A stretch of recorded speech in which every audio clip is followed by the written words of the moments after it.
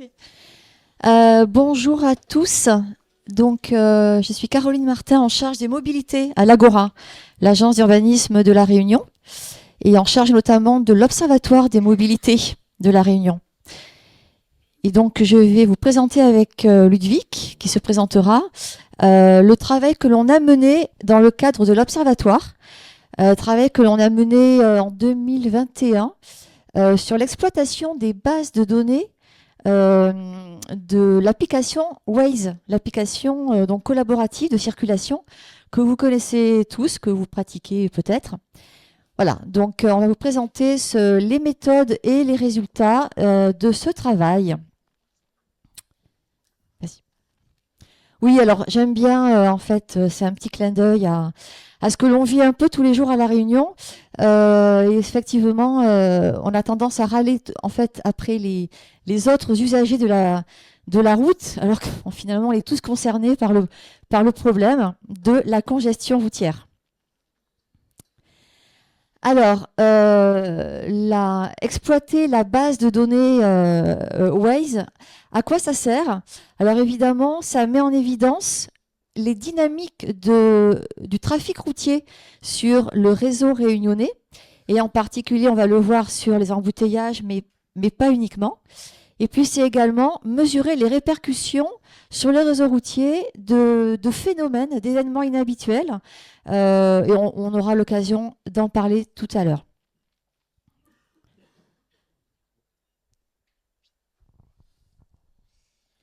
Alors, je suis Ludovic Assieri, chargé d'études Habitat, mais j'aime bien un peu mettre mon nez dans d'autres sujets.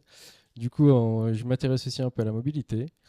Et donc, sur Waze, les données en fait sont issues d'un programme Waze for Cities, qui est un programme d'échange de données entre un partenaire qui s'inscrit sur le programme et Waze, qui est du coup gratuit. Le programme est gratuit. Les partenaires en fait sont essentiellement des entités publiques, ça va être des collectivités et aussi des institutions universitaires. Alors sur la plateforme, une fois qu'on s'inscrit, le partenaire a accès à un forum communautaire, a accès à des outils d'analyse et à une carte en temps réel. Et il peut aussi contribuer, d'où l'échange de données en fait avec Waze. Échange de données, le partenaire va par exemple intégrer des informations sur des routes qui sont fermées, des zones de travaux, essentiellement. Alors, pour les analyses de données, on va retrouver deux types de données. Les données actives déclaratives. Alors, ce sont les données qui supposent une action de l'usager ou du partenaire. Et j'entends par action, en fait, le signalement. Donc, signalement d'accidents, de zones de travaux. Et les données qui sont passives. Et par passive, en fait, c'est juste vous activez votre géolocalisation. Vous utilisez Waze. Vous n'avez rien à faire, mais Waze sait où vous êtes, en fait. Et, euh, et donc, parmi toutes ces variables, nous, on s'intéresse depuis le début essentiellement sur la densité du trafic routier et donc sur les embouteillages. Et la donnée qui est disponible une fois en fait qu'on extrait les informations sur la plateforme, ça va être la moyenne journalière du trafic pour une rue donnée. Et donc, ça va être aussi une des limites que je vais aborder par la suite. Euh, donc, une fois qu'on s'intéresse aux embouteillages, on a deux grands indicateurs. Alors, on peut s'intéresser à la longueur des embouteillages. Ça va être en mètres, mais on peut facilement le convertir. Et sinon, l'autre grand indicateur, ça va être la durée qui là, en fait, correspond à le temps que vous passez en plus sur une distance donnée. Et donc, Waze, en fait, calcule par un historique votre vitesse moyenne sur cette distance-là, et il permet, ensuite il sait que il y a du retard, et donc représenter cet écart-là. on a décidé pour ces deux indicateurs-là de fixer un seuil de robustesse en fait à 50 conducteurs. C'est arbitraire, mais ça nous semblait plus fiable de se baser au moins sur un certain nombre de Wazers, donc de conducteurs. Et donc pour aborder les limites de cette donnée-là, je vous avais parlé de la moyenne journalière. En fait, quand on extrait les données sur la plateforme, ce que Waze nous donne, ça correspond à une moyenne journalière. En fait, on n'a pas la possibilité d'avoir la donnée qui est réellement brute derrière. Et donc, c'est ce qu'on appelle du coup l'algorithme boîte noire. En fait, on ne sait pas ce qui se passe derrière cet algorithme-là. Mais en tout cas, ce qui nous est livré, c'est malheureusement qu'une donnée disponible, qu'une moyenne journalière. Autre limite qui a été perçue depuis l'année dernière, c'est que les données sur les années 2023 et 2024 semblent avoir une anomalie. On l'a fait remonter à Waze. Waze a confirmé l'anomalie sans nous dire justement de quoi il en ressentait. Ils nous ont juste confirmé qu'il y avait une anomalie. Et donc, en fait, à ce moment-là, on ne peut plus comparer ce qui se passe en 2023 et 2024 avec les années précédentes. Mais pour autant, on peut indépendamment analyser les années 2023, enfin l'année 2023 d'une part et l'année 2024 d'une part, parce que ça donne quand même certaines tendances qui sont visibles, les mêmes tendances qui sont visibles sur les années précédentes. Pour parler de représentativité, ça coule de source, mais en fait, les données qui sont récoltées, ce sont les données des utilisateurs de Waze. Donc, ce n'est pas tous les conducteurs sur la route. Et enfin, la limite aussi, j'en parlais, c'est la plage temporelle sur laquelle on peut s'appuyer pour analyser les données. En fait, ça commence seulement à partir d'avril 2019. Et donc, ça s'étend jusqu'à nos jours. Et je laisse Caro présenter les résultats. Merci. C'est bon ? Oui.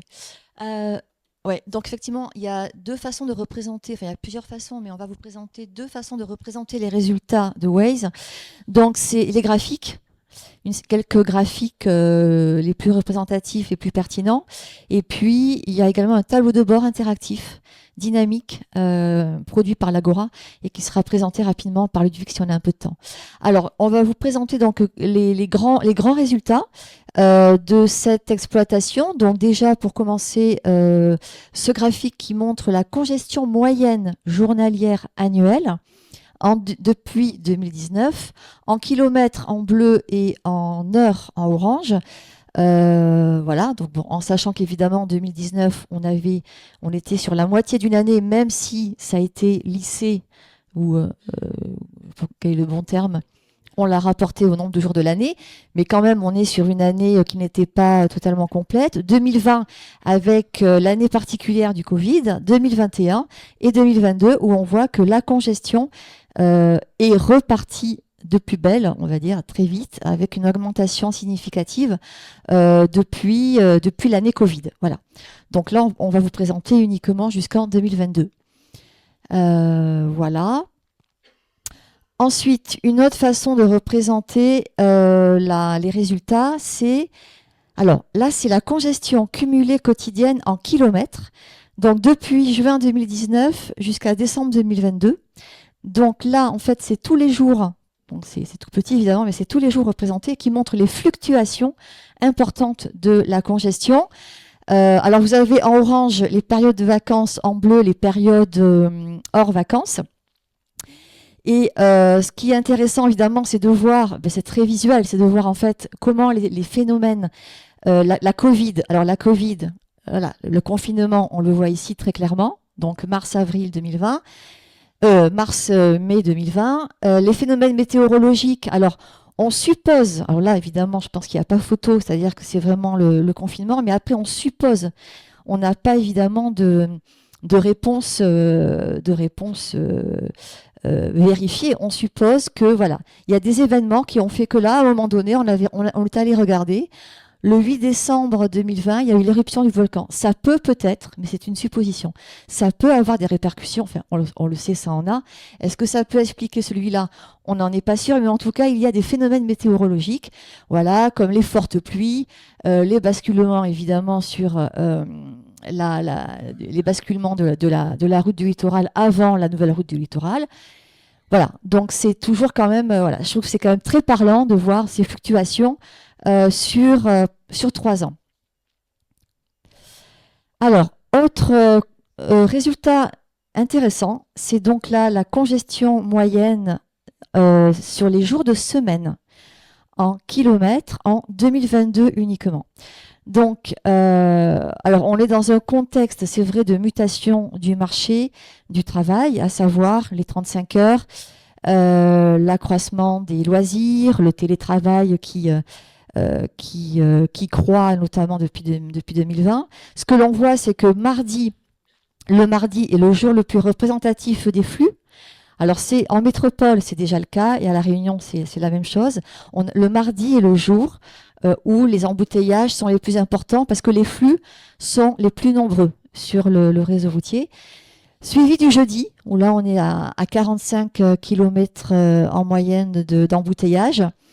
Ce qu'on peut voir, c'est que le lundi, on peut imaginer qu'il y a les 35 heures, certains commerces sont fermés. Voilà, on peut toujours imaginer certaines explications. Et voilà, donc le mercredi et le vendredi sont à peu près équivalents. Ce que l'on voit quand même, c'est que le vendredi, les embouteillages sont de plus en plus tôt en début d'après-midi. Je pense que tout le monde l'a vu. Voilà. Et puis le week-end où c'est évidemment bien moins élevé, quoique l'évolution est importante. Ouais. Alors là, c'est donc le même genre de résultat, mais sur les mois de l'année. Donc là également, les fluctuations que l'on voit. Donc là, c'est l'année 2022, toujours en kilomètres. Donc qu'est-ce qu'on voit? On voit que le mois de janvier, évidemment, c'est le mois le moins congestionné. On peut imaginer que c'est lié au congé du BTP, aux vacances scolaires. Bon, ça ressemble assez logique. On a un pic de fin d'année, mais ça c'est systématique. Sur chaque année, on voit que novembre est le mois le plus congestionné de l'année. Voilà, il y a toujours une augmentation importante, certainement liée, on imagine, au flux lié à la consommation, enfin à la consommation, à la consommation et aux fêtes de fin d'année. Alors, quelque chose d'intéressant aussi que l'on a pu voir lors de l'exploitation des données, c'est que on a présenté 2 années, mais en fait, il y a toujours un peu le même résultat, à savoir que on a vraiment une différence importante entre les 10 premiers jours du mois et le reste du mois. Et les 10 premiers jours du mois, on a clairement une congestion qui est plus importante. On peut là aussi le supposer que c'est lié à la perception en fait des ménages, des revenus, des salaires, et donc d'une augmentation de la circulation et de la consommation, de la circulation pour consommer. Là, oui, donc là, on vous présente en fait la distinction en 2022 sur l'année entre les fluctuations entre les périodes de vacances en orange et hors vacances en grise. Voilà. Alors là, on retrouve toujours un peu les mêmes tendances avec le mois de janvier où la congestion est moins importante, ou le mois de juillet, bon, et puis le mois d'août, ça revient assez vite puisqu'on a la rentrée des classes. Voilà. Et bon, il y a toujours des fluctuations dans l'année. Je crois que j'ai fini. Oui, on est contraint par le temps, du coup je ne vais pas forcément vous faire de présentation, mais ce tableau de bord résume un peu tout ce qu'a dit Caroline. Ça vous donne une vue synoptique sur les embouteillages à La Réunion. Là, ça va être plus sous le prisme de l'indicateur temporel, du coup, de l'écart avec une circulation dite habituelle ou normale. Et en fait, le tableau est interactif, donc vous pouvez cliquer sur les années, sur le jour, et ça va actualiser ensuite les résultats sur le côté droit. Comment ? Oui, sur PGE, oui. Oui, c'est ça. C'est disponible sur PGE. Sinon, les perspectives. Alors, je vous l'avais dit, en fait, on est limité par certaines fonctionnalités sur la plateforme. On nous livre une certaine donnée, on ne sait pas exactement ce qui se trame derrière. Et aujourd'hui, en fait, on n'a pas accès à la spatialisation de la donnée, ni au sens de circulation, mais c'est envisagé dans les futurs travaux de pouvoir l'inclure. On a déjà approché un partenaire qui offre cette possibilité, qui, eux, ont accès à la donnée brute qui est derrière Waze. Et donc, ça nous permettrait d'ouvrir un peu notre champ de possibilités sur les travaux futurs. Et, euh, et aussi, éventuellement, exploiter ce qu'on ne fait pas, ce qu'on n'a pas fait jusqu'à maintenant, mais les signalements au niveau des accidents, des zones de travaux, des routes fermées. Donc voilà, ça reste des possibilités. Merci.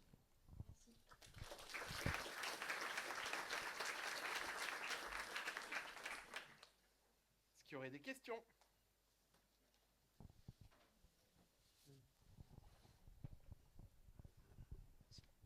Oui, bonjour. Merci pour cette présentation. Ce serait pour savoir, est-ce que ces données de Waze sont gratuites et accessibles ou c'est un partenariat avec l'Agora? Non, non, il semble que ce soit accessible à tout le monde. Ok. Non. Enfin, surtout, enfin, c'est un partage de données en fait, c'est un échange de données. Et moi, de ce que je sais, c'est surtout les collectivités qui en font la demande.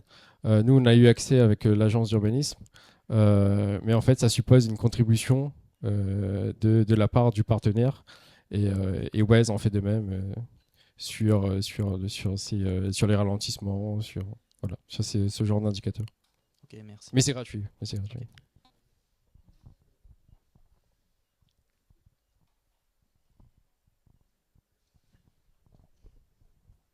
Merci. Merci beaucoup. Du coup, je voulais savoir sur... donc là, vous avez présenté aussi des données qui étaient présentes sur la plateforme Pigeo. Ces données-là, elles sont mises à jour à quelle fréquence vis-à-vis des données disponibles sur Waze? Ah, sur Waze spécifiquement?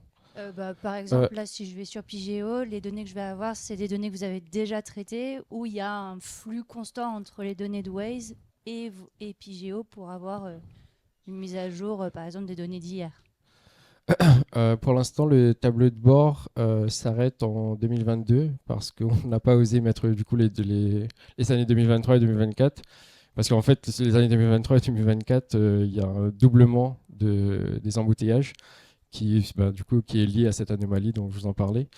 Mais en fait, on a la possibilité, oui, de le faire, de faire l'extraction à tout moment et du coup de le mettre à jour mensuellement en fait. Ok, merci.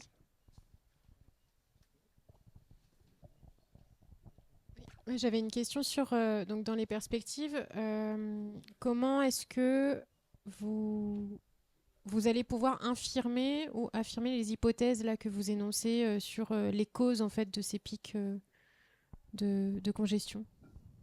Parce que là, ce sont des hypothèses pour l'instant, mais est-ce qu'il y aurait moyen de pouvoir... quels pourraient être les outils en fait, pour pouvoir infirmer l'hypothèse ou pas? En fait, il y a certains partenaires qui intègrent des données comme, par exemple, s'il y a eu des événements inhabituels, des événements exceptionnels, type manifestation ou un concert. Ils ont en fait cette possibilité-là et on peut éventuellement corréler ces faits-là à un potentiel embouteillage. Mais de là à confirmer tous les événements, pour l'heure en tout cas, je vois pas de possibilité. Oui. Mm.